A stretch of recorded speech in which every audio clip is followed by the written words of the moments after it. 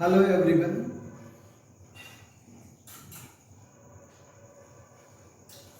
Today I am telling about coordinate geometry.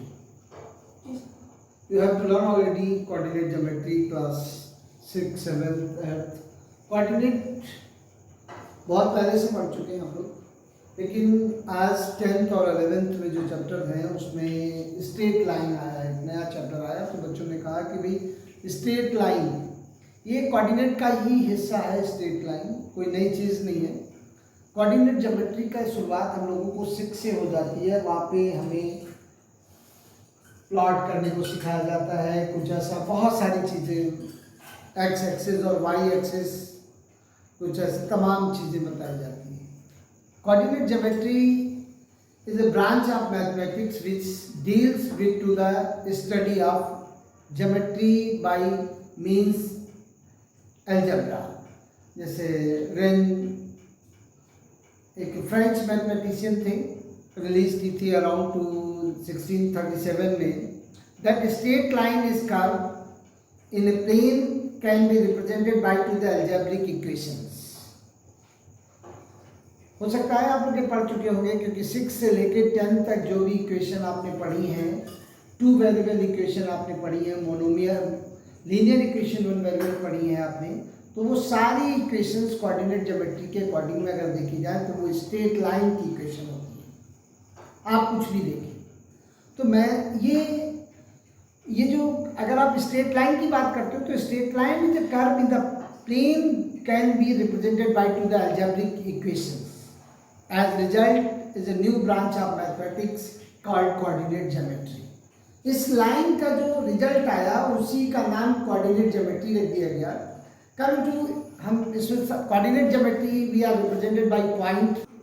आज हम coordinate geometry फिर से पढ़ने जा रहे हैं, लेकिन ये जब हमने 6 में शुरुआत की थी तो शायद हमें ये अंदाजा भी नहीं था कि हम जो पढ़ रहे हैं इसके एक दिन बहुत बड़ा काम होगा, इसके साथ बहुत और भी बहुत फैमिली है। बट आज ये पता चला कि कोऑर्डिनेट ज्योमेट्री के 5 बच्चे हैं, जिसमें से एक लड़की है और 4 बेटे हैं। ये बेटे का नाम, एक का नाम सर्किल है, एक बेटे का नाम सर्किल है, दूसरे बेटे का नाम पैराबोला है, तीसरे का नाम इलिप्स है और चौथे का नाम हाइपरबोला है। ये 4 बेटे हैं। बारी से बारी आप जब 11, 12, 10 से लेके 11 तक आप आएंगे तो 4 पूरी फैमिली का आप पूरी तरह से फेमिलियर हो जाएंगे। आप इसके साथ समझ जाएंगे कि कोऑर्डिनेट ज्योमेट्री में और कुछ नहीं है। कोऑर्डिनेट ज्योमेट्री में अगर कुछ है तो सिर्फ और सिर्फ इसकी 5 औलादें हैं जिनको आप सीखना है। कोऑर्डिनेट ज्योमेट्री में समझता हूँ Cartesian plane, coordinate system, you have to learn with 2 number lines are intersect. जब हमने टीचर ने हमें सिखाया था बहुत अच्छे से कि जब 2 नंबर लाइन आपस में एक दूसरे को 90 डिग्री पे काटती है तो बनता है कार्टेशियन प्लेन। तो सर्टेन कोऑर्डिनेट सिस्टम में सबसे पहले आता है कोऑर्डिनेट प्लेन, जिसको हम बोलते हैं Cartesian plane, coordinate plane. Coordinate plane का मतलब क्या है? 2 नंबर लाइन से कटने के बाद जो बने। तो हम पहले तो आप इसके बारे में हम लोग कोऑर्डिनेट के बारे में बताएंगे, फिर उसकी 5 औलादे से आपको इंट्रोड्यूस कराएंगे। फिर आज जो आप पढ़ेंगे, आप 10th और 11th के स्टूडेंट जितने भी हमारा वीडियो देख रहे हैं, अगर आप तो रियलिटी में लाइन सीखना है तो प्लीज हमारे इस वीडियो के साथ रहिए और देखिएगा। आप लाइन आपको पढ़नी नहीं पड़ेगी, सीख लेंगे लाइन कैसे चलती। भाई रेखा, हिंदी में कहते हैं रेखा, एक बताएंगे इसके बारे में फिर। तो मैंने कहा कि कोऑर्डिनेट ज्योमेट्री में हम लोगों ने 3 चीजें सबसे पहले पढ़ाया गया था कि कोऑर्डिनेट, आज हम शुरू से पढ़ा रहे हैं और लाइन तक आएंगे। लाइन है क्या? मैंने अभी बताया कि कोऑर्डिनेट ज्योमेट्री एक ब्रांच है। किसी भी स्ट्रेट लाइन के जो वैल्यू निकाली आपने, मैथमेटिक्स कॉल्ड कोऑर्डिनेट ज्योमेट्री के बारे में अगर आपसे पूछा जाए तो जो लाइन है, स्ट्रेट लाइन है, कर्व है, एक प्लेन में can be represented bye algebraic equations. In result now the branch of mathematics is called coordinate system. इसके बारे में हम फिर बात करेंगे। अभी थोड़ा सा हम बताते हैं कि कोऑर्डिनेट ज्योमेट्री बेसिक सबसे पहले जो हमें शुरुआत होती है वो शुरुआत होती है कोऑर्डिनेट सिस्टम से। तो कोऑर्डिनेट सिस्टम क्या है? पहले तो आप ये जानो कि कोऑर्डिनेट सिस्टम क्या है। When 2 number line, coordinate system कोई नई चीज नहीं है। 2 number line intersect eight 90 degree. 2 number line को अगर आप एक नंबर लाइन ऐसी है, सॉरी पहले हम ये बना लेते हैं, इसको बाद में। एक नंबर लाइन हमारे पास ये है, ये 0 है बेटा, ये 1, ये 2, ये 3, ये 4, ये 5, ये 6, ये 7, 8 डैट डैट डैट डैश, ऐसे ये इनफिनाइट तक चला गया है। ये -1, -2, ये -3, ये -4, ये -5, ये -6, ये -7, ये -8, ये 1, ये 2, ये 3, ये 4, ये 5, ये 6, 7, 8 डैट डैश ऐसे।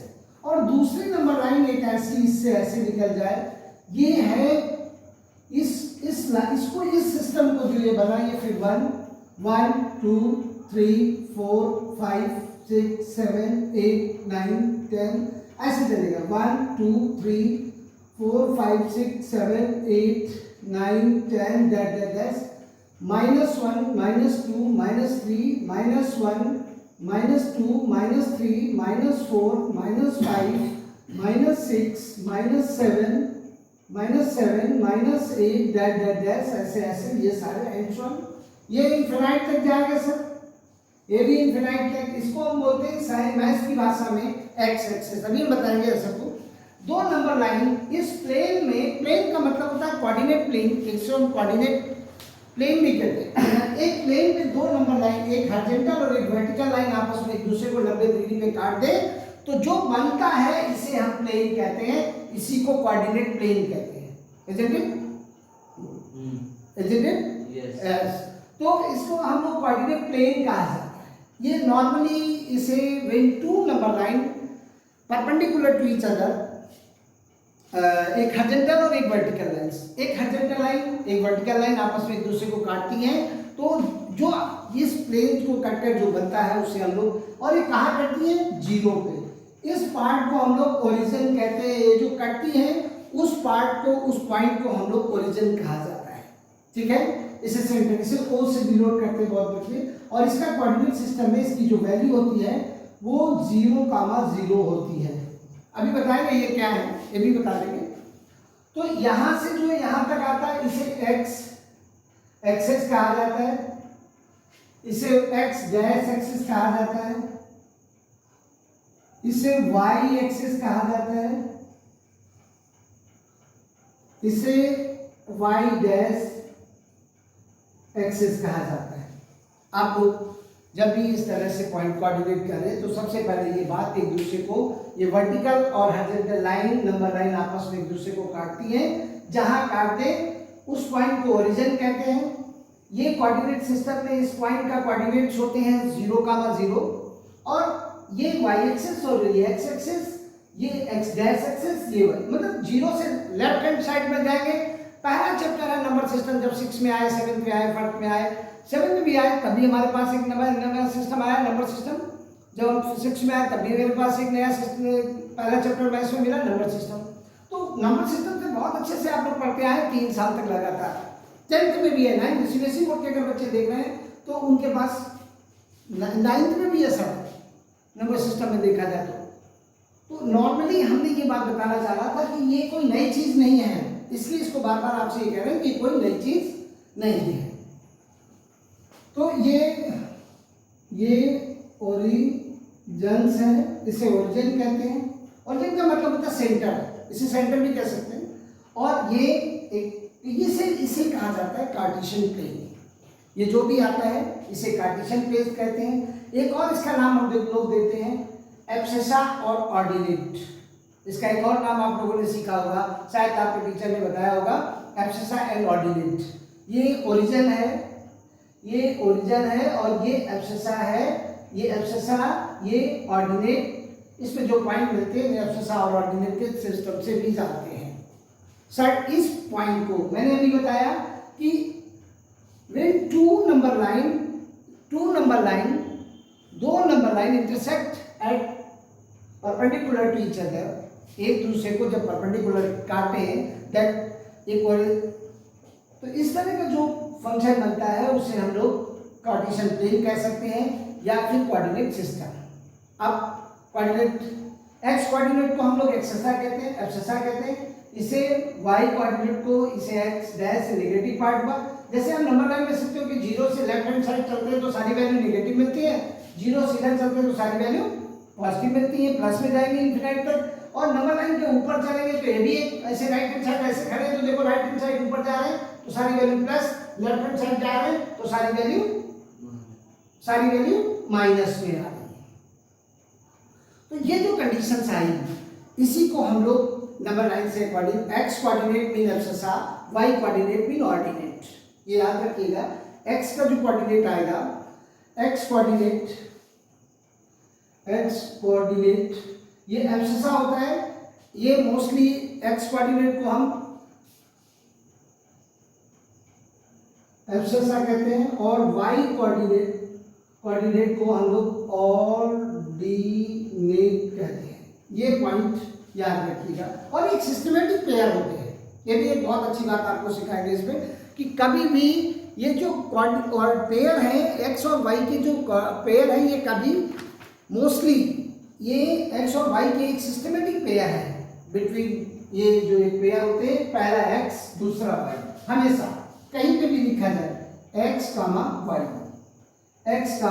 वाई, ये हमेशा ऐसा कहीं भी तो लिखा जाए 0 कामा वाई, इसका मतलब ये एक्स है और ये वाई है, कुछ भी लिख दिया। मैंने कहा कि एक सिस्टमेटिक है, पहला एक्स ही आएगा दूसरा वाई आएगा, ये समझ लिया। अब सबसे इंपॉर्टेंट है कोऑर्डिनेट सिस्टम में, हम लोग इससे पहले हमें लगता है आप लोग जानते हैं, बस इतना समझ लो कि ये पहला क्वाड्रेंट होता है, इसे जब ये कटता है तो इसे 4 पार्ट बने 1 2 3 4।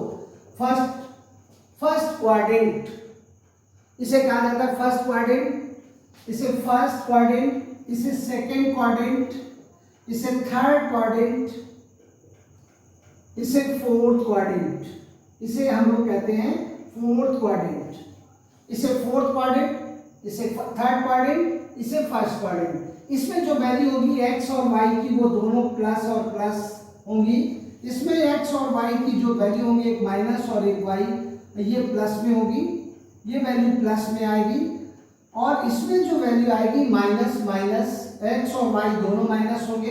इसमें जो वैल्यू आएगी एक्स और वाई की एक प्लस दूसरी माइनस।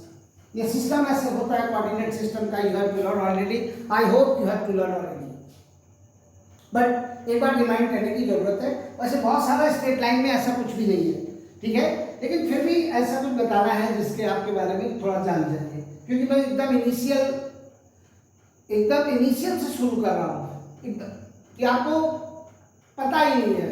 मैं ये समझ रहा हूँ कि आपको कोऑर्डिनेट सिस्टम के बारे में कुछ भी नहीं जानते, तो ऐसा है सिस्टम। मैंने अभी भी इससे पहले बताया कि कोऑर्डिनेट मैट्रिक्स की एक ब्रांच है जो किसी भी स्ट्रेट लाइन के सॉल्यूशंस को शो करती है, निकालती है, बताती है कैसे ड्रॉ होना है, कैसे चलना है।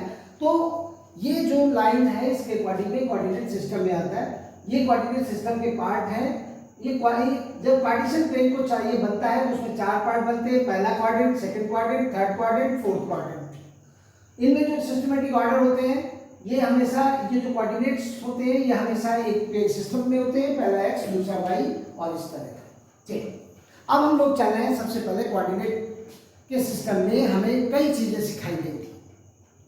जब 9th में आए तो हमें एक डिस्टेंस फार्मूला निकाला गया कि 2 कोऑर्डिनेट दिए गए थे, how can find the distance of 2 point.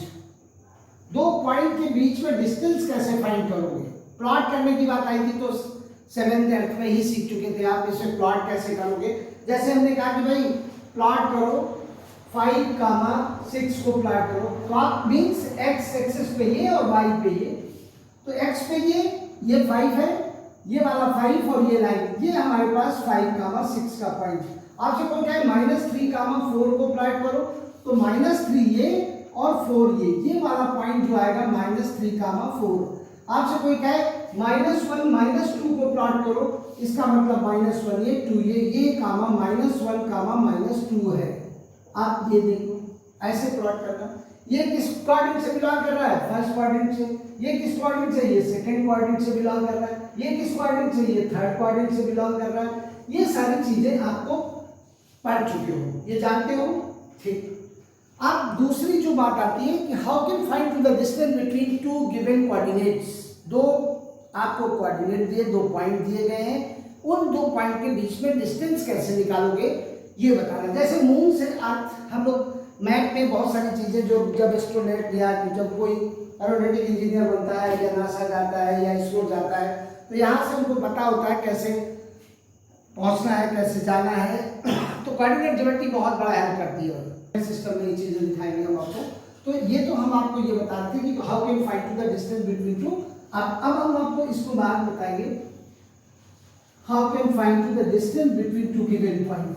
एक और नई चीज आएगी, how can find to distance between two given point.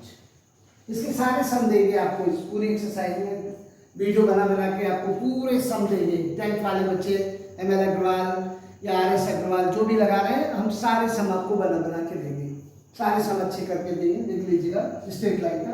तो सबसे पहला आता है how can find distance from distance, how can find distance of two given point. कैसे निकालोगे, कौन से पॉइंट होंगे वो, x1 y1 and x2 y2। इसके दो पॉइंट के बीच का डिस्टेंस कैसे निकालोगे, इसके निकालने के लिए हमारे पास एक कंडीशन आई थी, याद करो। जब 9th में आए थे तो पहला चैप्टर कोऑर्डिनेट में पहला जो सम आया था वो इसी तरह एक प्लॉट करने का था, और दूसरा ऐसे आया था, how can find the distance. तो आप तुरंत कार्टेशियन प्लेन बना लीजिए सर। सपोज करो ये एक x1 और y1 है और ये एक x2 और y2 है। इस लाइन को ऐसे ड्रॉ कर दो, एक लाइन यहाँ से यहाँ तक, एक लाइन यहाँ से यहाँ तक, एक ऐसे। देखो ये कंडीशन बन गई, आप देख लीजिए। इस पॉइंट के कोऑर्डिनेट आपके पास, इस पॉइंट के जो कोऑर्डिनेट है वो x1 और y1 है। हमें डिस्टेंस निकालनी है, ये d है आपके पास। तो सपोज करो भाई ये कोऑर्डिनेशन, ये x एक्सिस है, ये x एक्सिस है और ये y एक्सिस है। इस पहले कोऑर्डिनेट में सब प्लस है, तो पहले कोऑर्डिनेट में ये पॉइंट ही मिलेंगे हमारे पास। ये a पॉइंट था, ये b पॉइंट था, ये a पॉइंट है और ये b पॉइंट है। अब देखो पहला हमने बोला था कि x पे ही मिलना है, तो ये x, यहाँ से यहाँ तक ये जो डिस्टेंस है वो x है, और यहाँ से यहाँ तक जो डिस्टेंस है वो x1 है और ये x2 है। तो ये डिस्टेंस क्या मिली भाई, ये मिल गई x2 माइनस x1। यहाँ से यहाँ तक की जो डिस्टेंस है वो y1 है, और यहाँ से यहाँ तक जो डिस्टेंस है, ऐसे ऐसे पॉइंट बने होंगे। ये जो पॉइंट आएंगे इनमें से हम लोग कैसे चेक कर लेते हैं, ये पॉइंट, ये पॉइंट, ये ऐसे ग्राफ में आपने सेट किया। ये y2 माइनस y1 है। आप देखो ये 90 डिग्री, ये पाइथागोरस थ्योरम से आप लोग पढ़ चुके हो। ये राइट एंगल बना, और इस राइट एंगल की डिस्टेंस निकालने के लिए आपके पास फार्मूला है, ये हाइपोटेन्यूज है। According to hypotenuse mean distance, according to Pythagoras theorem, hypotenuse of whole square perpendicular of whole square plus base of whole square. तो हाइपोटेन्यूज d है, तो d square equals to perpendicular क्या है sir, y2 minus y1 of whole square, y2 minus y1 of whole square plus x2 minus x1 of whole square. तो d equals to under root y2 minus y1 of whole square plus x2 minus x1 of whole square. इसे ऐसे भी लिख सकते हो, इसे ऐसे भी लिख सकते हो, आप ऐसे भी लिख सकते हो y1 minus y2 of whole square plus y2 minus y1 minus y2 of whole square. आप कुछ भी करो, ये कंडीशन आ सकती है। ये डिस्टेंस निकालने का फार्मूला है, आपने पढ़ा होगा इसको, डिस्टेंस कैसे निकालते हैं। लेकिन हम लोग बहुत ज़्यादा टाइम बर्बाद नहीं करेंगे आपका, क्योंकि प्रॉब्लम हम जो पढ़ाने चल रहे हैं वो स्ट्रेट लाइन है। आज के वीडियो में हम आपको स्ट्रेट लाइन के बारे में बताएंगे, बट स्ट्रेट लाइन इससे रिलेशन रखती है, क्योंकि डिस्टेंस निकालना ये एक लाइन सेगमेंट का पार्ट है। किसी लाइन सेगमेंट की डिस्टेंस कैसे निकालोगे, ये फार्मूला यूज करें आप डिस्टेंस निकालने के लिए। ये फार्मूला है, देखो हाइपोटेन्यूज, इस पॉइंट से इस पॉइंट की डिस्टेंस निकालनी है, तो हाइपोटेन्यूज आप कहीं भी हो आप बना लीजिए, ऐसे सोच लीजिए कि ग्राफ हमारा ऐसा होगा, उस हिसाब से चल जाएगा। तो डिस्टेंस निकालने का, ऐसे एरिया निकालने का, ऐसे ही मिड पॉइंट कैसे निकालोगे। मिड पॉइंट निकालने के लिए हम यूज करेंगे कि इन दो पॉइंट के बीच का पार्ट, तो उसके लिए formula x1 plus x2 upon 2 y1 plus y2 upon 2 mid point. यहाँ पे एक और मिड पॉइंट को और डी डेट कैसे निकालोगे, तो मिड पॉइंट जैसे हमारे पास ये दिया है x1 y1 और x2 y2 ये दिया है, इसका मिड पॉइंट सपोज करो m है, तो coordinate of m x equals to हमारे पास होगा x1 plus x2 upon 2 y equals to y1 plus y2 upon 2। ये दो फार्मूले हैं मिड पॉइंट निकालने के, इसे आप मिड पॉइंट निकाल सकते हो, मिड पॉइंट का कोऑर्डिनेट निकाल सकते हैं x इससे और y इससे, ठीक है, हो सकता है आप लोग पहले से पढ़ चुके हो। ये मिड पॉइंट निकालने का फार्मूला है। इसी तरह क्रॉस सेक्शन एरिया जो हमारे पास कोऑर्डिनेट ट्रायंगल्स का सेंट्रॉइड कैसे निकालोगे, coordinate centre of the triangle whose the vertices are given, जब वर्टिसेस दिए हो तो सेंट्रॉइड कैसे फाइंड करोगे, तो उसके लिए x1 plus x2 plus x3 upon 3 y1 plus y2 plus y3 upon 3, but उसका अभी यहाँ पे यूज नहीं है। अब हम लोग चल रहे हैं सीधे सीधे चल रहे हैं लाइन, स्ट्रेट लाइन के बारे में थोड़ा सा बताएंगे। स्ट्रेट लाइन मतलब हम लोग हमने अभी भी कहा थोड़ी देर पहले, यही तो आपसे कह रहे थे कि कोऑर्डिनेट ज्योमेट्री के बारे में सबसे इंपॉर्टेंट बात है कि जब तक हम इनके बारे में नहीं जानेंगे, देखो अब स्ट्रेट लाइन के बारे में तो हमने बताया अभी थोड़ी देर, सबसे पहले यही बताया कि कोऑर्डिनेट ज्योमेट्री अगर हम पढ़ने चल रहे हैं तो कोऑर्डिनेट ज्योमेट्री की 5 अलग, ये भी देखो हम लाइन के बारे में बात कर रहे थे, इस कोई भी लाइन सेगमेंट का डिस्टेंस निकालने की बात कर रहे थे। अब हम सबसे इंपॉर्टेंट इस टॉपिक पे चले जिसे हम लोग स्ट्रेट लाइन कहते हैं। आप नॉर्मली ये हमारे पास कोऑर्डिनेट सिस्टम है, आपको पता है कार्टेशियन प्लेन है, कोऑर्डिनेट सिस्टम है। एक लाइन कोई ऐसे चली गई, ऐसे निकल गई, ये लाइन है एल, कोई लाइन है, इस लाइन का स्लोप बताना है। आप लाइन ओरिजिन पे आप यहाँ बैठे, आप यहाँ से चले जाइए, जहाँ लाइन मिल जाए उसके राइट हैंड साइड पे जाए और ऐसे चलना शुरू कर दें। सर यहाँ तक आने में एंटी क्लॉकवाइज, लाइन से एंटी क्लॉकवाइज चले जाएं, जो मिल गया वो थीटा, यही है सर इंक्लिनेशन ऑफ लाइन। अब इसी को स्लोप में कन्वर्ट करो, slope of line, that inclination of a straight line that tan theta is called slope of line, ठीक है। ये हमारे पास इंक्लिनेशंस है, इसी को हम लोग बोलते हैं इंक्लिनेशंस ऑफ लाइन। ये इंक्लिनेशन है, इसे थीटा से, एंटी क्लॉकवाइज से थीटा से डिनोट किया जाता है। एंटी क्लॉकवाइज डायरेक्शन में मूव होना, एंटी क्लॉकवाइज डायरेक्शंस में मूव होना, मेरे कहने का मतलब है angle which are the straight line make it to the positive directions of x-axis into this anti-clockwise directions is a part of above to the x-axis। x-axis अब ये जरूरी नहीं है यही क्यों सर, ये ऐसे भी जाना, ये थीटा हो गया, ये इंक्लिनेशन हो गया, ये इंक्लिनेशन हो गया, ये इंक्लिनेशन हो गया, इंक्लिनेशन ऑफ लाइन है, ये भी हमारे पास, इसी को भी हम लोग थीटा से डिनोट करते हैं। कुछ भी आ जाए, ऐसा भी हो सकता है, ऐसा है, ये भी थीटा हो सकता है, ऐसा भी आ सकता है, ये जरूरी नहीं सर, ऐसा भी आ सकता है, ये ऐसे भी लाइन, अब ये पासिंग ये ऐसे भी जा सकती, तो ये थीटा हो सकता है, ये इंक्लिनेशन ऑफ लाइन, ये थीटा हो सकता है, ये थीटा हो सकता है, कुछ भी। बट इसी को अगर हम, इसी को if theta is inclination of straight line then tan theta is called slope.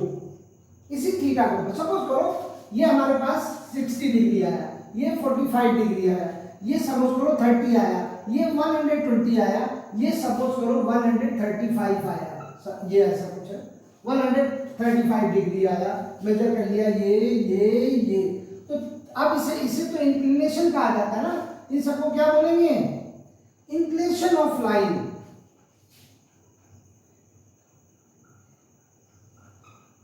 Inclination of line, इस लाइन का एल है, ये लाइन कोई एल है, ये लाइन कोई एम है, ये लाइन कोई एन है, ये लाइन कोई ओ है और ये लाइन कोई पी है।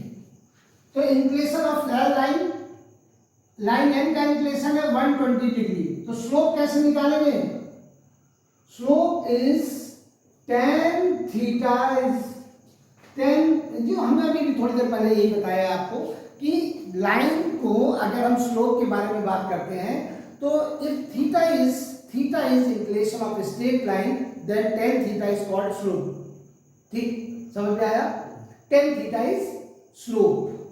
तो इसी थीटा, अगर ये थीटा हमारा क्या है 120, तो tan थीटा होता है स्लोप। ये क्या है? Slope is tan theta, mean इसका जो स्लोप आएगा, इसका जो स्लोप आएगा वो tan 120 डिग्री। अब आपके पास एक वैल्यू आती है, आपके पास एक वैल्यू आती है, मोस्टली आप ट्रिग्नोमेट्री पढ़ चुके हैं, tan थीटा tan 120 की वैल्यू निकाल सकते हो।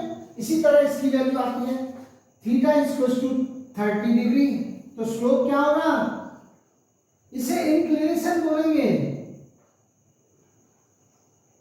और इसे स्लोप बोलेंगे। ये स्लोप फॉर्म, ये स्लोप है, स्लोप ऑफ लाइन tan 30, ये जो निकल के आएगा वो tan 30 आएगा। tan 30 की वैल्यू क्या होती है आपको पता है?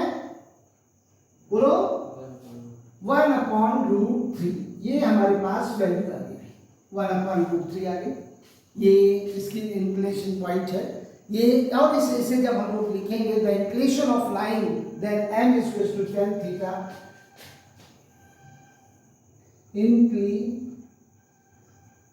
ऑफ लाइन, m इसको m से बोलते हैं, m is equal to tan theta. तो m इज इक्वल टू हमारे पास आ गया tan 60। अगर इसका tan 60 आया है तो m इज इक्वल टू 1/√3, इसकी वैल्यू आ गई √3। ये स्लोप ऑफ लाइन। अगर थीटा हमें पता है तो ऐसे निकालेंगे। तो मैंने ये इसमें बताया कि since the tan theta is not definite, which is theta is 90, therefore the slope of vertical line is not definite। ठीक है, ऐसा हो सकता है। ये सारी जो बातें हैं हमारे पास। और since the inclination of every line are parallel to x axis 0 is 0, इसमें एक कंडीशन और भी आएगी, 0 आ जाएगा। so the slope of tan theta is equal to 0, the slope of x axis as a 0। कि पहला है since tan theta is not definite when theta is equal to 90 degree, therefore the slope of vertical line is not definite, और the slope of y axis is not definite। जो y axis पे है इसका slope नहीं निकाला जा सकता, आप नहीं फाइंड कर सकते। since the inclination of every line parallel to x axis is always 0। अब पैरेलल लाइन के साथ कोई लाइन चलेगी, x axis के पैरेलल कोई लाइन चलेगी, मैंने बोला था ये x axis है, ये y axis है, इस x और y एक्सिस के पैरेलल कोई लाइन x एक्सिस के पैरेलल चलेगी तो 0 होगा ना, ऐसे चलेगी। अभी हम बताएंगे इसके साथ एक और आएगा कि आगे स्लोप कैसे निकालना। तो स्लोप निकालना है, अगर आपके पास इंक्लिनेशन मिला तो स्लोप निकालेंगे। एक क्वेश्चन इसी पे आएगा, आप देख लीजिए। ये तो हमने स्लोप निकालने की बात करी। 45 जैसे tan 45 दिया है तो उसकी वैल्यू 1 होती है, m = 10, m = 1 आ जाएगा। अब तो हम लोग इसके बारे में थोड़ा सा आपको अच्छे से बताते हैं कि जब we are given this slope of inclination then find the slope of line. Slope means m निकालना है आपको, ठीक है? m निकाल, समझ में आ रहा है? Yes, okay. देखो स्लोप ऑफ लाइन हमारे पास, जैसे उसने कहा कि वी आर गिवन, नॉर्मली हमारे पास जो गिवन है, we are given inclination, listen, हमारे पास दिया है 45 डिग्री, ये दिया है फर्स्ट, और एक दिया हुआ है हमारे पास 70, कुछ ऐसा दिया है 30 डिग्री 60 डिग्री। तो वी नो दैट ये हमारे पास सेकेंड है, तो आप तुरंत इसे फाइंड ऐसे बोलेगा, फाइंड द स्लोप। तो स्लोप आपने अभी भी हमने लिखा है, slope is equal to tan theta is equal to m, means theta is equal to, हमारे पास थीटा है, थीटा क्या है 45, तो tan 45 is equal to m, तो 1 इज इक्वल टू m, आपकी वैल्यू आ गई। इसे कहते हैं स्लोप ऑफ लाइन। ये स्लोप हुआ, इसे स्लोप निकाला जाएगा जब इस तरह की। तो 4 पॉइंट अभी हमने बताए हैं आपको, वो चाहे आप नोट कर लें। पहला है since tan theta is not definite when theta is equal to 90, therefore the slope of vertical line is not definite. दिख गया? Yes. दूसरा, the slope of Y axis is not definite. The slope of Y axis is not defined. तीसरा, since the inclination of every line parallel to x axis is 0 means, क्योंकि tan theta वहां पे 0 आ जाएगा भाई। tan, देखो जब कोई line parallel होगी, ये कंडीशन आप समझ लो। मैंने अभी जो बताया कि ये तो ऐसा है, अगर कोई लाइन इस तरह का कंडीशन शो करती है आपके पास, एक इस तरह का शो करती है कि अगर आप कोई लाइन ऐसे शो करती है कि theta will be 0, it means parallel to X axis. If theta is equal to 0, अगर हमारे पास थीटा इज इक्वल टू 0 दिया है, 0 degree, it means line parallel to X axis ऐसे चल रही है, क्योंकि ये डिफाइंड ही नहीं होगा। अगर मैंने अभी पहले क्वेश्चन बोला है कि since the tan theta is 90, tan theta is 90 not defined, ये डिफाइंड नहीं होगा, ये डेफिनेट नहीं, डिफाइंड ही नहीं होगा। और दूसरा, slope of Y axis is not defined. ठीक, तो अब ऐसे चल रही है, ये हमारे पास एक्स एक्सिस है, ये वाई एक्सिस है, ये चला तो देखो एक्स को कहीं कट कर रही है, नहीं कट कर रही है, इसका मतलब है इसका कोई स्लोप तो 0 आ गया, थीटा इज 0। तो देखो tan थीटा, tan 0 की वैल्यू 0 होती है सर, तो 0 आ गया, स्लोप इज 0। समझ में आया? x axis is 0, that slope is tan theta 0 का मतलब है 0, slope of x axis is always 0। ये आप लिख लीजिए, slope of x axis is equal to 0, ये 0 होता है। ठीक है, ये एक कंडीशन, ये तो स्लोप की बात है। अब दूसरा जो पॉइंट बताएंगे उसमें स्ट्रेट लाइन 2 पॉइंट से कैसे हम लोग निकालेंगे, जैसे स्लोप कैसे निकालेंगे जब 2 पॉइंट आपको दिए जाए। How can find to the slope of line, how can find to the slope of line joining 2 point. एक क्वेश्चन इस तरह का आएगा, 2 पॉइंट दिए होंगे, आपसे कहेगा कि स्लोप निकालो, तब आप क्या करोगे? देखो, एक इसीलिए हम लोग लाइन के बारे में पढ़ रहे हैं, तो अभी तो हम अब लाइन का इक्वेशन तो बाद में आएगा, पहले तो हम ये पता करें भाई स्लोप को जा कैसे रही है, ये पता करो ना, तब हम उसका इक्वेशन बता पाएंगे। भाई कहाँ से है लाइन का मतलब कैसे जा रही है, कैसे का इक्वेशन तो तभी निकालेंगे, पहले तो स्लोप पता हो। और अगर पैरेलल है तब भी पता होना चाहिए, एक्स एक्सिस के पैरेलल है, इसका मतलब है उसका स्लोप 0 है, अभी भी लिखा दिया हमने।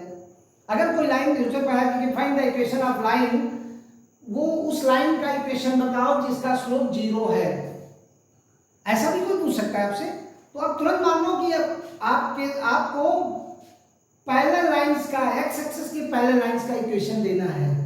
ये भी हम बताएंगे अभी, एक्स एक्सिस के पैरेलल लाइन का इक्वेशन, वाई एक्सिस के पैरेलल लाइन का इक्वेशन, क्या प्रॉब्लम है उसमें, क्या क्या किस तरह का क्वेश्चन बनता है, ये भी बताएंगे। 10th के आईसीएसई के बच्चे हों उनके स्ट्रेट लाइन है, और सीबीएसई में 11th में ये चैप्टर है बहुत अच्छे से, यूपी बोर्ड और सीबीएसई में, ये यूपी बोर्ड और सीबीएसई में मोस्टली 11th में है, पहले 10th में भी था यूपी बोर्ड में, लेकिन अभी यूपी बोर्ड से हटा के 11th में कर दिया गया है। लेकिन उससे पहले आईसीएसई के जो बच्चे हैं उनके पास 10th में ये चैप्टर है। ठीक है, तो सेम है, कोई डिफरेंट नहीं है। आप 11th में पढ़ोगे तभी वही है, 10th में पढ़ोगे तभी वही है। अगर 10th के बच्चे इस चैप्टर को देख रहे हैं तो उनको 11th में आराम हो जाएगी, और जो 11th में देख रहे हो तो देख ही लें, बहुत अच्छे से पढ़ लें, इसको समझ लें। तो मैंने बोला कि आप slope of straight line joining 2 point, how can find, यहाँ पे क्वेश्चन है, मैं बार बार हर एक क्वेश्चन बना के आपको दे रहा हूँ, जिससे आपको कभी ऐसा पता चले कि बार बार रटना ना पड़े। इस हमने वीडियो देखा, to find the slope of non vector, जो कि नॉन जीरो टर्म्स या नॉन वेक्टर जहां से पासिंग हो रही लाइन हमारे पास, how can find the slope of line हमारे, how can find the slope of line joining 2 point. अब वो पॉइंट कुछ भी हो सकते हैं सर, x1 y1 और x2 y2, इन दो पॉइंट्स होकर जाने वाली लाइन का स्लोप बताना है आपको। To find the slope of non vertical line passing through two given point, ये भी क्वेश्चन आ सकता है। टू फाइंड द स्लोप, ऐसा भी क्वेश्चन पूछा जाता है, to find the slope of non vertical line pass. Non vertical line भाई दो तरह की लाइन, एक हॉरिजॉन्टल और एक वर्टिकल। तो वर्टिकल ऐसे, हॉरिजॉन्टल ऐसे चलता है। तो आपने उससे कहा कि वर्टिकल नहीं है भाई, ये हॉरिजॉन्टल भी नहीं है, आपको एक लाइन का स्लोप बताना है जो इन दो पॉइंट से होकर जाती है। हो सकता है सपोज ये पॉइंट ऐसे चल रहा है, ये हमारे पास x1 और y1 है और ये x2 और y2 है। इस लाइन का स्लोप निकालना है। तो हो सकता है कार्टेशियन प्लेन में ऐसे चल रहा होगा, ये ऐसे कहीं ना कहीं ऐसे इसको काटेगा, तो ये हमें निकालना है थीटा। इस थीटा को कैसे निकालोगे? तो एक फार्मूला हम लोगों ने बनाया, मैथमेटिशियन, हम लोगों ने नहीं, मैथमेटिशियन ने बनाया कि आपको स्लोप कैसे निकालना है। तो ट्रिग्नोमेट्रिक कंडीशन में अगर आप देख लें इसको ऐसे ऐसे देखें और इस पॉइंट को, तो ये थीटा हुआ इसका, और ये अगर पैरेलल लाइन है तो ये पैरेलल ही होगी, क्योंकि एक्स एक्सिस ये हमेशा आप अगर ग्राफ देख रहे होंगे तो इसके जो लाइन है वो पैरेलल होती है इसके, और जो इसके पॉइंट पे पैरेलल लाइन ये इसके पैरेलल होती है। तो इसका मतलब है ये वाला थीटा और ये वाला theta according to parallel line property you have to learn corresponding angle is always same. तो ये जो ये थीटा होगा वही, इसका मतलब ये एक्स एक्सिस पे हमारे पास थीटा है। फिर से एक बार इसको बना रहे, जैसे हमने अभी थोड़ी सी को फिर से देखो, मैंने कहा ये पॉइंट है हमारे पास, ये कोई लाइन है, ये दो पॉइंट्स होकर ये x1 ये y1 ऐसे जा रहे हैं, और ये हमारे पास x एक्सिस है। तो हमें ये पता करना है ये थीटा यहाँ कैसे, ये पता करना है ना, और ये पैरेलल होंगी तो corresponding sides, corresponding angle is always same. ये पैरेलल लाइन की प्रॉपर्टी में पढ़ाया गया था कि अगर कोई किसी भी पैरेलल लाइंस को कोई ट्रांसवर्सल लाइन काटती है तो उसके करस्पॉन्डिंग एंगल सेम होते हैं। इसका मतलब जो यहां होगा वही, तो अगर ये पता हो जाए तो ये भी पता हो जाएगा इसका मतलब। और ये क्या है, यही तो है स्लोप। ये क्या है, इंक्लिनेशन, सॉरी ये क्या है, बोलो inclination. Inclination mean slope, slope mean tan theta, इसी को निकालेंगे।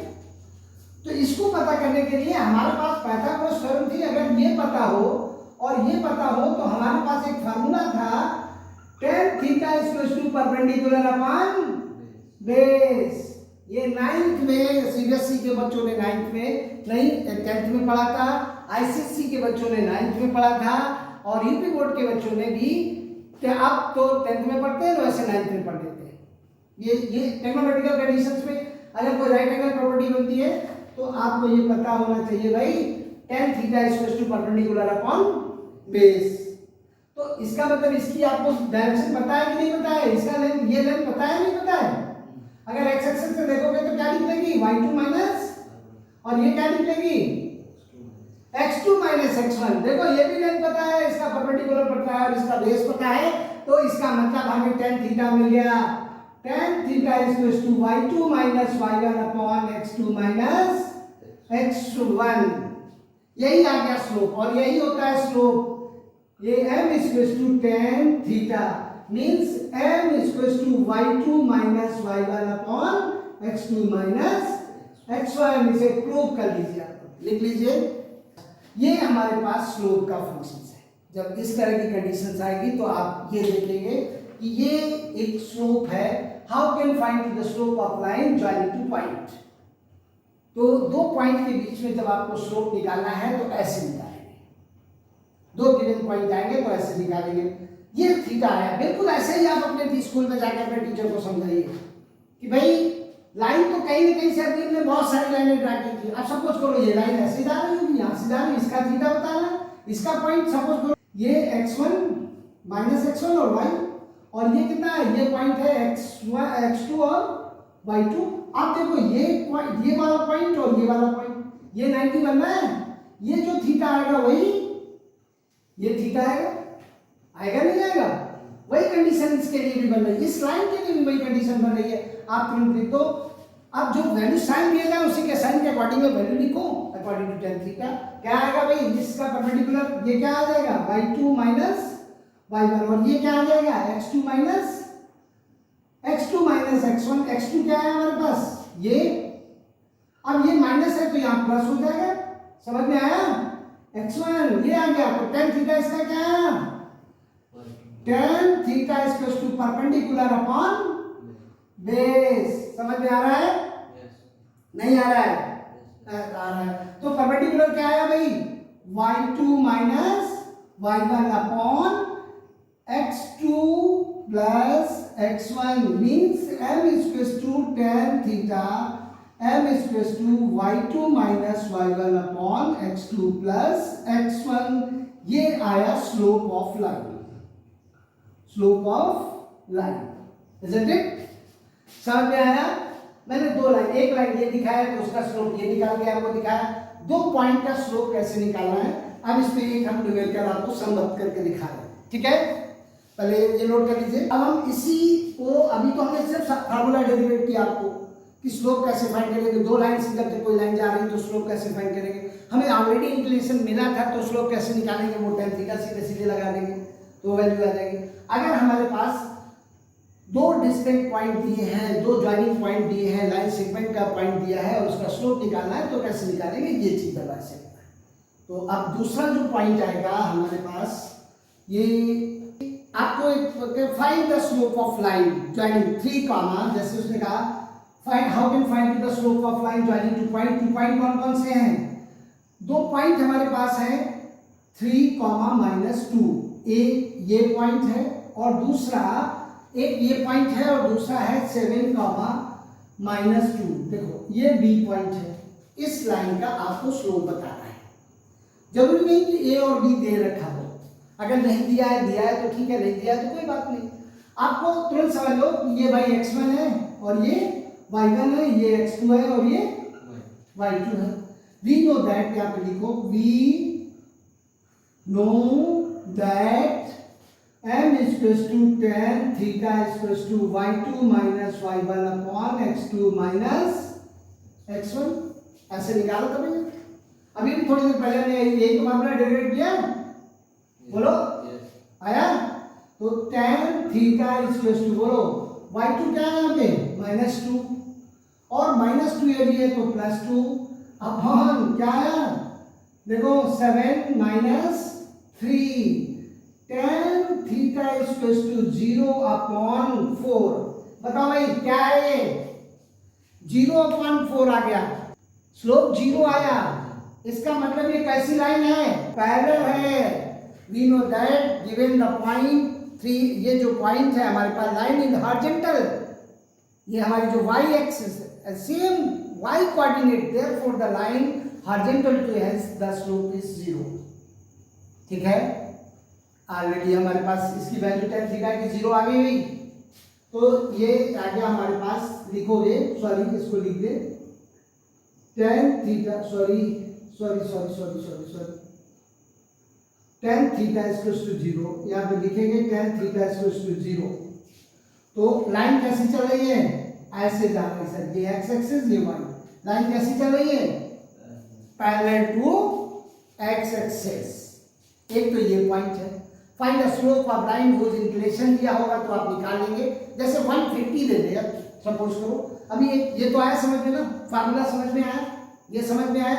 एक और, अब आपके पास एक और कंडीशन आएगी, tan theta is equal to 150 दिया है, theta is equal to 150, find the slope निकालना है आपको।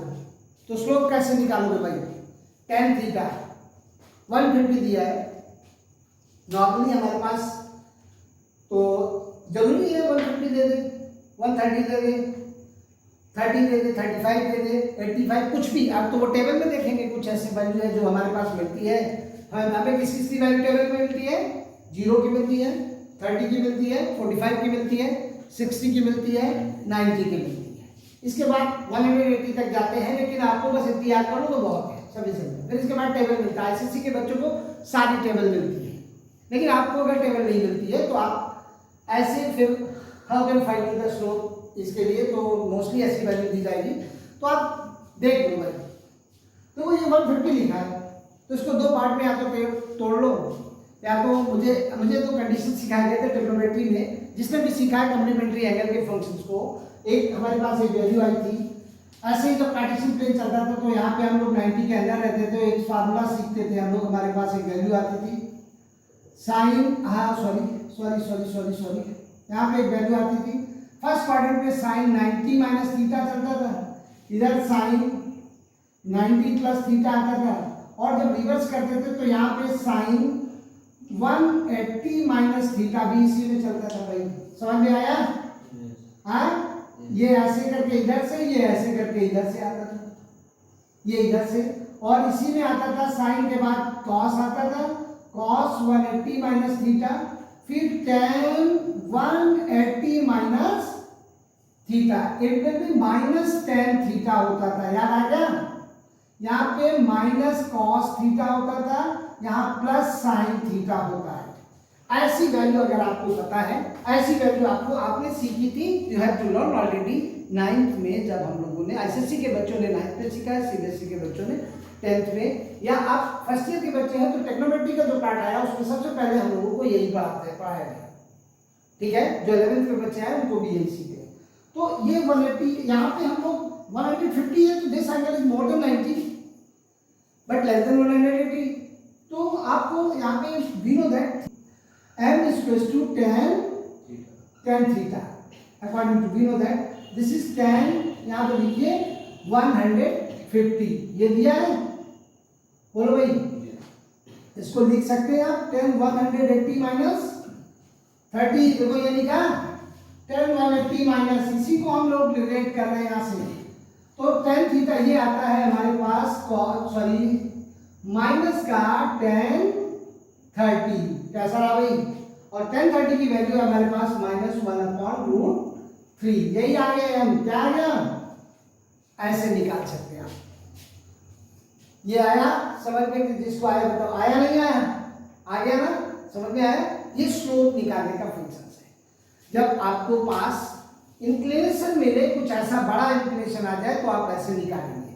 120 आ जाए, सपोज करो 120 आ जाए, कभी कभी ऐसा एक सम आएगा, find the slope of line which make to angle 30 in positive direction of y axis.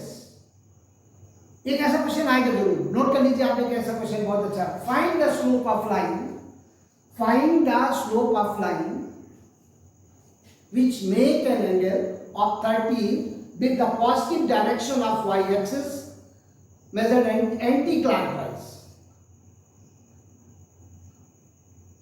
Major anti clockwise.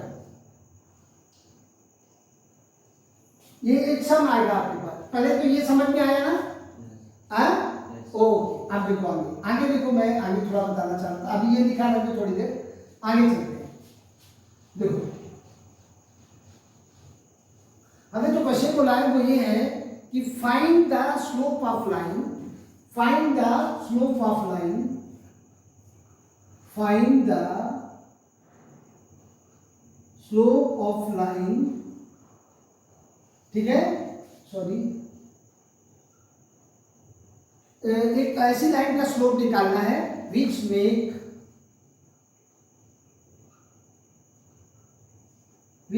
makes an angle, एक एंगल बना रही हूं, एंगल ऑफ, बोलो जरा, of 30 degree, make 30 degree with, बोलो, with the positive directions, positive directions, with positive directions with y axis, y,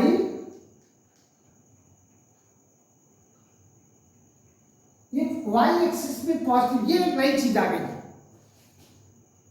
anti clockwise, positive axis measured in anti clockwise, ये इसी के आगे एंटी क्लॉकवाइज और लिख लो, ये एंटी क्लॉकवाइज ये और। तो देखो कैसा ये कैसा चल रहा है, ऐसे है कार्टेशियन प्लेन कैसे होता है भाई, ऐसे। अभी तक आपने सिर्फ एक ही चीज सीखी थी कि clockwise anti clockwise direction with positive of x axis, x axis से एंटी क्लॉकवाइज चलना होता था। अब वाई एक्सिस पे आ गए, इसका मतलब लाइन हमारी कैसे चल रही है भाई, ऐसे जा रही। और एंटी क्लॉकवाइज पॉजिटिव क्या है, ये है 30 डिग्री, आया समझ में, क्या है, ये है 30। ये सवाल आप नोट कर लीजिए, बहुत अच्छा समय। Find the slope of line which make to the angle of 30 with the positive directions of y axis method anticlockwise. बहुत अच्छा क्वेश्चन। तो लाइन अब ये थीटा दिया हमें, उसने यहाँ पे ये बहुत अच्छे, इसको इसी को थीटा लेके में चले आएंगे, ये लगा देंगे, बोलेंगे सर हमने ये लगाया है, बोले क्या लगाया है, बोले सर उसने पॉजिटिव डायरेक्शन में दे रखा था, हमने कहा सर यहाँ में इक्वल टू tan 30 और इक्वल टू 1/√3 करके चले आए, सर बंटा ढार करके आ गए भाई। कोई मतलब नहीं बनता है, आप क्वेश्चन की फीलिंग महसूस करो, क्या महसूस करो, क्वेश्चन को बोल कह रहा है, एग्जामिनर की फीलिंग महसूस करो, जिसने ये क्वेश्चन सेट किया है उसकी भावनाओं को समझिए आप कि वो कहना क्या चाह रहा है। वो कहना ये चाह रहा था कि कोई एक लाइन है, जब कोई एक लाइन एक्स एक्सिस को काट रही तो वाई एक्सिस को भी कहीं ना कहीं, तो उसने कहा वो वाई एक्सिस पे जिस जगह काट रही है उसको एंटी क्लॉकवाइज जब हमने चेक किया वाई एक्सिस से, तो वो 30 लाइन बना रही है, 30 डिग्री। तो आप स्लोप, लेकिन आपका क्या होता है, ये स्लोप क्या है आपके पास, ये है, तो ये कैसे निकालोगे।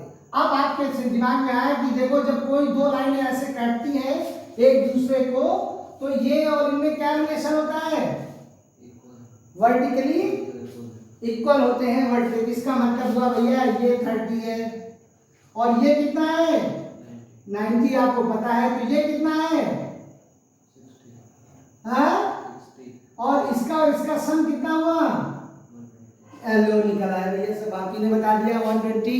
समझ में आया।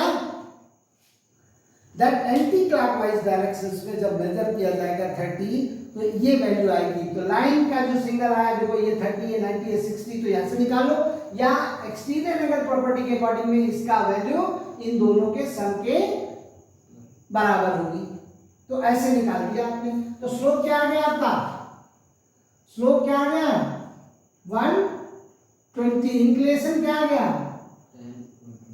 देखो देखो देखो, पहले अब इंक्लिनेशन क्या निकाल पाए, ये 30 हो गया, तो इंक्लिनेशन हो गया 120, तो n इक्वल्स टू क्या होता है tan theta, n equals to sorry tan theta. तो अब यहाँ पे देखिए tan 120, इसकी वैल्यू कहाँ गई, ये देखो यहाँ पे आ जाओ, tan अभी यहाँ पे क्या था 150, तो tan के फॉर्म में इसे 180 माइनस क्या करें जो 120 मिल जाए, बहुत सही। तो इसको हम लिख सकते हैं tan 180 minus 60, it will be minus tan 60, answer आ गया √3, माइनस में यही आ गई सर स्लोप, इस लाइन का स्लोप आ गया, ये इस लाइन का स्लोप आ गया, इसी कहते हैं आंसर, ये आया इसका आंसर।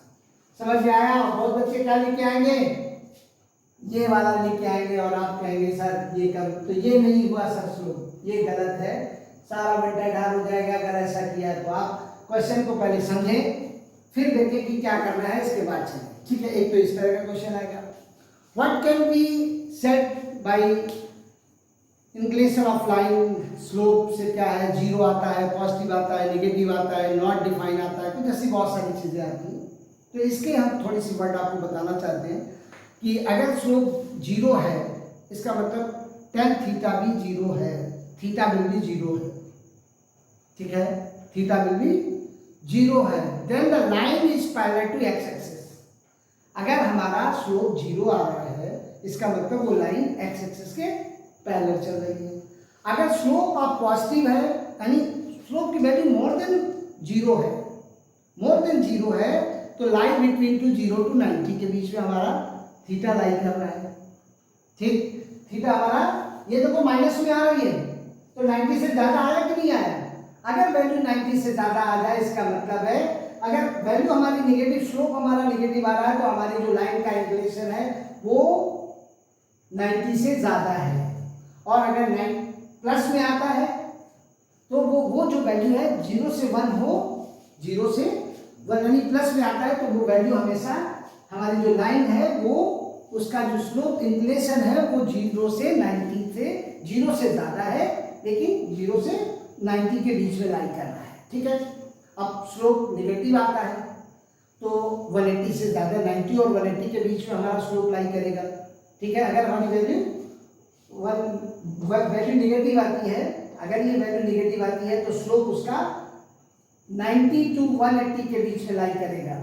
ये बात ध्यान रखिएगा, बहुत अच्छी बात है, इसको आप लोग नोट भी कर लें कि अगर थीटा 0 होता है, अगर थीटा इफ देखो व्हाट कैन बी रिगार्ड, मतलब इफ थीटा विल बी 0, लिखो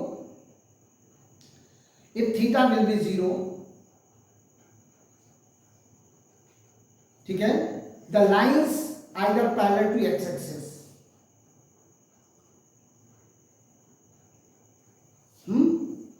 और is the X axis itself, या फिर खुद एक्स एक्सिस ही है। ठीक है, अगर थीटा 0 होता है। और दूसरा इसमें पहलू है कि अगर हमारी वैल्यू पॉजिटिव आती है, अगर स्लोप की जो लाइन वैल्यू है वो पॉजिटिव है, कैसे बता पाओगे कि ये 90 से कम है, 90 से ज्यादा है? सो हमारी लाइन कैसे आइडेंटिकल ऐसे चल रही है, ऐसे चल रही है, ऐसे चल रही है, तो ये एक्स एक्सिस से कैसे बताओगे? तो उस समय आपको ये बात पता चलनी चाहिए कि अगर थीटा हमारा प्लस में, जैसे अभी भी हमने निकाला था √3 कहेंगे, m² हमारे पास आया था अंडर √3, देखो प्लस में है ये वैल्यू की नहीं है, इसका मतलब ये जो लाइन का इंक्लिनेशन है वो 0 to 90 के बीच में है। ठीक है, 0 से ज्यादा, 90 से कम, means m is more than 0, ऐसा आएगा।